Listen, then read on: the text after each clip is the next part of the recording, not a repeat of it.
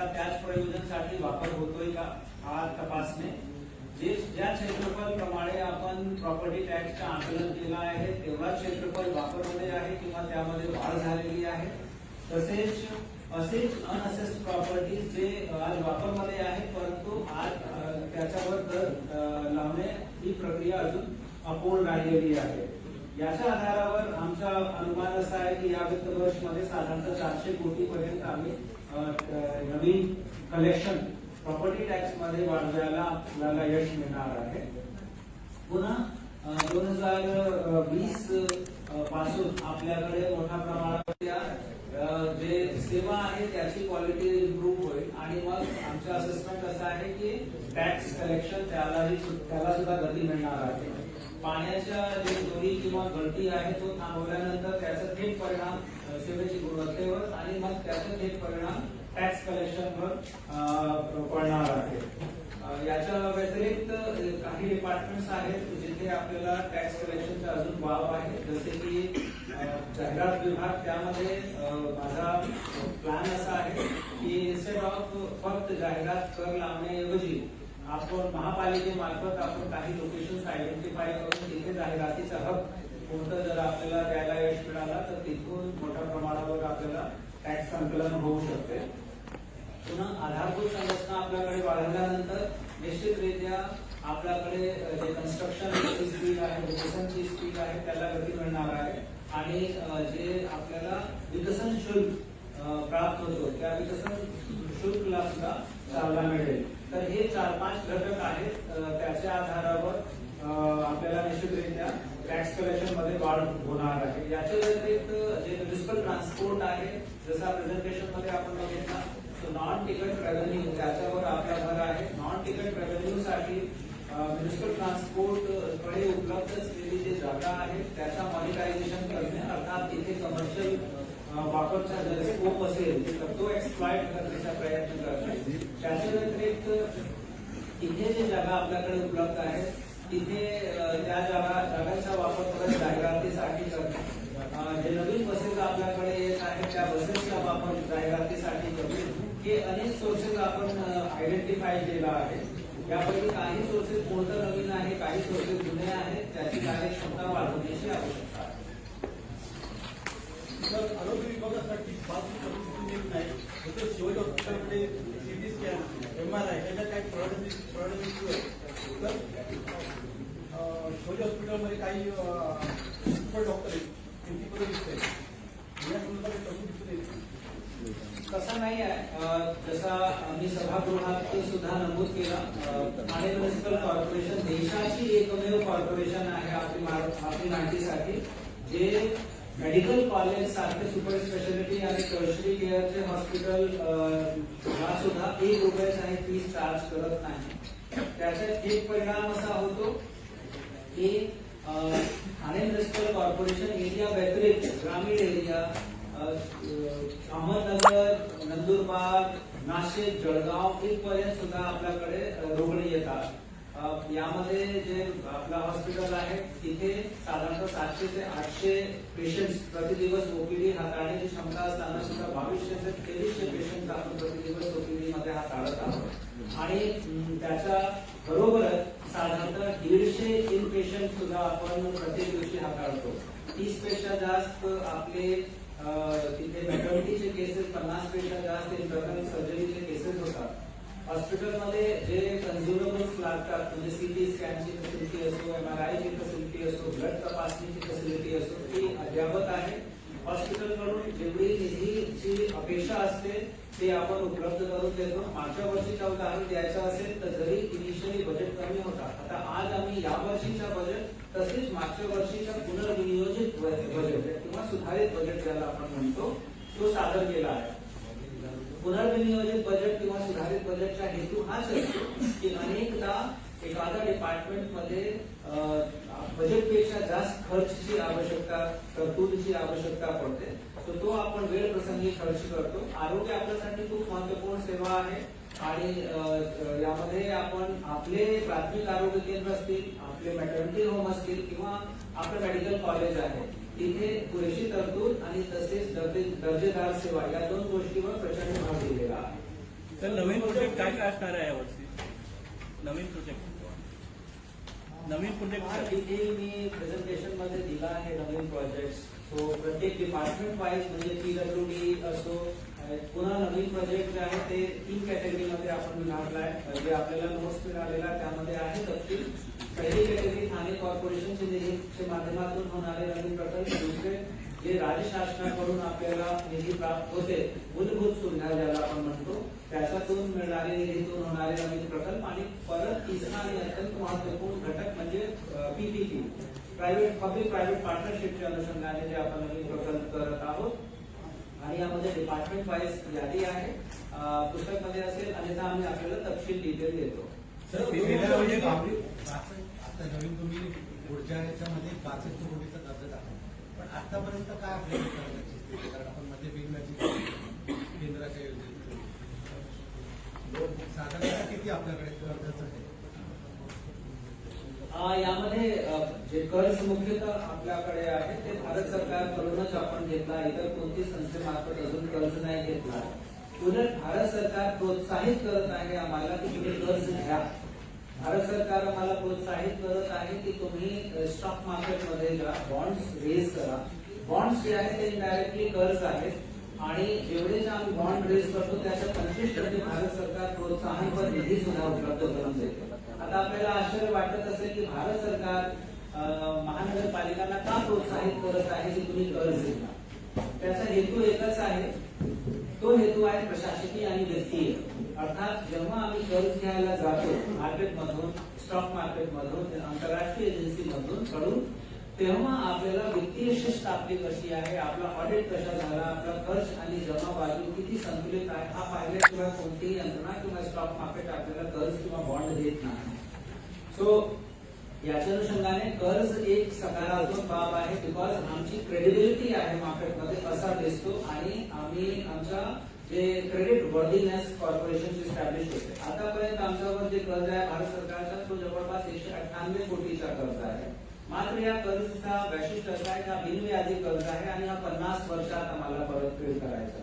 So तुर्क आपल्यावर काही लोड त्या कर्जाचा नाही आहे.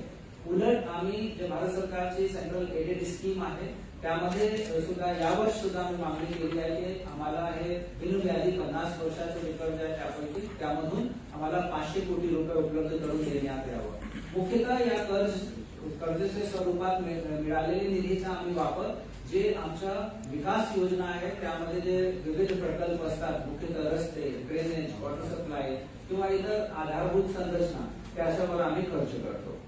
सर कर्ज रुपये काढणार ते यावर्षी 2 वर्ष कर्ज रुपये काढणार, कर्ज रुपये महापालिका कर्ज निश्चित आमचं नियोजन आहे. यावर्षी आम्ही सर्टेनली आमचा प्रयत्न आहे आणि त्याच्यासाठी आम्ही कामकाजही चालू केलं आहे.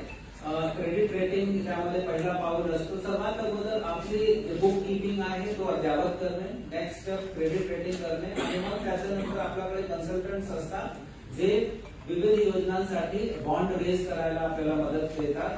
आमचे डोक्यात 3 प्रकल्प सध्या आहेत ज्याच्यासाठी आम्ही बॉन्ड रेज करायला आमचा मानस आहे. एक ऑफकोर्स त्यामध्ये क्लस्टर योजना आहे ज्याच्यासाठी सहजरित्या बॉन्ड रेज करता येते कारण ही योजना जी आहे ते कमर्शियली व्हायबल योजना आहे आणि यामध्ये आपण मार्केटला गेलो तर निश्चितरित्या सकारात्मक प्रतिसाद भेटेल. दुसरी योजना ज्याच्यासाठी आम्ही बॉन्ड रेज करू इच्छित आहे तो म्हणजे आमचे जे सेकंडरी ट्रीटमेंट प्लांट आहेत एसटीपी त्यांना टर्शरी ट्रीटमेंट प्लांट मध्ये कन्वर्ट करणे. गाझियाबाद म्युनिसिपल कॉर्पोरेशनचं उदाहरण जर मी आपल्याला दिला, आमच्याकडे आम्ही पाणी जे नागरिकांना उपलब्ध करून देत आहोत तो 7.5 रुपये प्रति 1000 लिटर हा चार्ज आम्ही लावतो. गाझियाबाद म्युनिसिपल कॉर्पोरेशनच्या एरियामध्ये इंडस्ट्रियल एरिया आहे आणि त्यांनी तिथे अनिवार्य केला सगळी इंडस्ट्रीजसाठी की ते महापालिकेमार्फत जे टर्शरी ट्रीटेड वॉटर आहे ते एक्सेप्ट करणार. त्यांनी टर्शरी ट्रीटेड वॉटरचा रेट लावला 48 रुपये प्रति 1000 लिटर, प्रति 1000 लिटर. आणि तिथे सुद्धा आमच्यासारखीच परिस्थिती होती की इंडस्ट्रीजला 8 ते 9 रुपये प्रति 1000 लिटर मध्ये पाणी भेटत होता. मात्र सक्ती करून 100% इंडस्ट्रीजला 48 रुपये प्रति वर्ग लिटर प्रमाणे पाणी घ्यायला भाग पाडला कॉर्पोरेशनने. 3 महत्वपूर्ण लाभ याचे झाले. एक की पाण्यावर जे इंडस्ट्रीजचा डिपेंडन्स होता तो कमी झाला आणि ट्रीटेड वॉटर इंडस्ट्रीज कडे गेला. निश्चितरित्या याचा थेट इम्पॅक्ट कार्बन क्रेडिटसाठी झाला आणि कॉर्पोरेशनची आणि इंडस्ट्रीजची कार्बन रेटिंग मध्ये सुधार झाला. आणि तिसरा की कॉर्पोरेशनच्या उत्पन्नामध्ये सुद्धा भर पडला. आणि हा पूर्ण कमर्शियली वायबल स्कीम आहे आणि याच्यासाठी सुद्धा आम्ही बॉन्ड रेज करू शकतो. आणि तिसरा महत्वपूर्ण प्रकल्प जे आमच्या डोक्यात आहे तो म्हणजे ठाणा कॉर्पोरेशन एरियामध्ये जवळजवळ जी नाल्यांची लांबी आहे ती 300 किलोमीटर आहे. हे नाले जे आहे त्यांना शास्त्रोक्त पद्धतीने शुद्ध करणे, त्यांना शास्त्रोक्त पद्धतीने बंदिस्त करणे आणि त्याला चॅनलाइज करून त्याचं कनेक्शन एसटीपीचे करणे. त्यामध्ये थेट कमर्शियल वायबिलिटी जरी नसेल या योजनेमध्ये तरीही सामाजिक वायबिलिटी याची खूप इम्पॉर्टंट आहे आणि सामाजिक गरज, पर्यावरणीय गरज सुद्धा खूप इम्पॉर्टंट आहे. पुन्हा याचे दोन दृष्टिकोन आहेत. एक ठाणे सारखा सिटी जे MMRचा हब आहे आणि ज्याला वर्ल्ड क्लास सिटीच्या लेवलवर घेऊन जाण्याचा मानस शासनाचा आहे, माननीय उपमुख्यमंत्री महोदयाचा आहे. त्या सिटीचे दरम्यान हे जे नाले आहेत त्यांना जोपर्यंत आपण आधुनिक करत नाही तोपर्यंत संपूर्ण सिटी आधुनिक होऊ शकत नाही. आणि तसेच डायरेक्टली किंवा इनडायरेक्टली खाडीमध्ये जेव्हा हा पाणी पोहोचतो तर जे समुद्रीय प्रदूषण आहे त्यामध्ये भर पडतो. सो त्याला चॅनलाइज करणे, त्याला अरेस्ट करणे खूप आवश्यक आहे. सर, शासनाचं किती कोटी अडवणं बाकी आहे अजून? शासनाचं किती कोटी कोटी अडवणं आपल्याकडे बाकी आहे? शासनाचे अनुदान आम्हाला वेळोवेळी भेटत असतात आणि महापालिकेची गाडी हाकताना शासनाकडून प्राप्त होणारं जे अनुदान आहे ते सर्वात महत्वपूर्ण उत्तेजन आणि ऊर्जा आमच्यासाठी आहे. मुख्यतः 3 कॅटेगरीमध्ये आपल्याला निधी प्राप्त होते. पहिला जे जीएसटीचं अनुदान आहे तो जीएसटीचं अनुदान जवळजवळ आपल्याला वेळेवर प्राप्त होतो. मार्च महिन्याचा फक्त आपल्याकडे पेंडन्सी आहे, बाकी आपल्याला अद्यावत प्राप्त झाला आहे. सेकंड कॅटेगरी जे आहे ते स्टॅम्प रजिस्ट्रेशनचा सेस आपल्याला प्राप्त होतो. तो जे सेस सध्या पेंडिंग आहे ते जवळपास 385 कोटी रुपयाचा स्टॅम्प रजिस्ट्रेशनचा सेस पेंडिंग आहे. 438 कोटीची पेंडन्सी होती. 4-5 दिवस अगोदर आम्हाला 55 कोटी रुपये मिळालेले आहे. सो अजून जे पेंडन्सी आहे ते जवळपास 383-385 कोटी रुपयाची आहे सेसची, स्टॅम्प रजिस्ट्रेशन सेस. आणि थर्ड जे आहे ते मूलभूत मध्ये आपल्याला विविध अनुदान आणि ग्रँट्स भेटतात ते आम्हाला वेळेवर भेटत आहे. सो टूथ पेंडन्सी जी आहे मोठी ती फक्त स्टॅम्प रजिस्ट्रेशन सेसची आहे. आम्ही सकारात्मक आहोत की 31 मार्चचे अगोदर तो सुद्धा आम्हाला मिळणार आहे. सर, 2 वर्षापूर्वी ऐकता आणि ठाण्यामध्ये डबल डेकर बस धावणार आणि सीबीएसई सुरू होणार असं एक बजेट तरतूद केली होती. तर त्याच्या अजून अगोदर दिसत नाही. अंमलबजावणी होत आहे. आपली माहितीसाठी ती टेंडर प्रोसेस काही काळामध्ये चालली, मग थांबली, पुन्हा चालली, मग थांबली. आता याची जस्ट अगोदरचा जी जीबी होती त्यामध्ये 110 बसेस आम्ही मान्यता करून घेतली. त्यापैकी 10 बसेस आमची डबल डेकर बसेस आहेत. जीबीची मान्यता झाली आहे, टेंडर झाले आहे, एजन्सी फिक्स झालेली आहे. आता टप्प्याटप्प्यामध्ये त्यांचा पुरवठा सुरू होईल. सर, अंत्यसंस्कारासाठी फ्री अंत्यसंस्कार करायचा म्हणून 2 वर्षापूर्वी बजेटमध्ये मांडलं होतं की ठाणे महापालिकेतल्या नागरिकांसाठी मोफत अंत्यसंस्कारासाठी जे काही लागतं साहित्य ते मोफत महापालिकेचं देतं. त्यासाठी 2 कोटी रुपयाची तरतूद केलेली आहे. पण त्याचं अजूनही काही आलेलं नाही. मोफत लाकडं ती अंत्यसंस्कारासाठी आपण लागतो.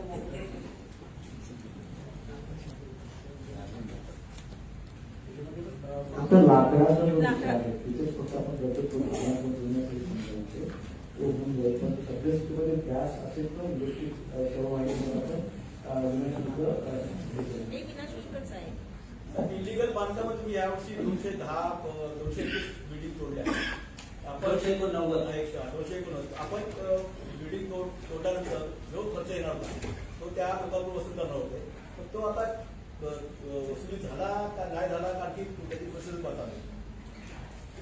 तूच आमची जी प्रायोरिटी होती तो इलिगल बांधकाम तोडणे. आपलं म्हणणं अगदी बरोबर आहे. कायदेप्रमाणे तसेच ऑगस्ट 2025 मध्ये राज्य सरकारकडून प्राप्त झालेली सूचना आणि सर्क्युलर प्रमाणे अनधिकृत बांधकाम तोडण्याचा खर्च अनधिकृत बांधकाम करणारे व्यक्ती आणि तसेच तिथे राहणारे लोक आणि जमीन मालक यांच्याकडून वसूल करणे क्रमप्राप्त आहे.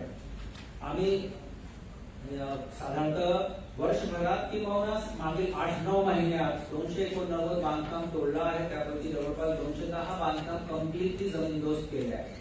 की जे यामध्ये होणारा जे खर्च आहे त्याचा असेसमेंट, त्याचं मूल्यांकन कम्प्लीट झालं आहे. त्याची डिमांड ही रेज झाली आहे आणि ते डिमांड बऱ्यापैकी जमीन मालक आणि अतिक्रमण करणारे लोक यांना सर्व झालेली आहे.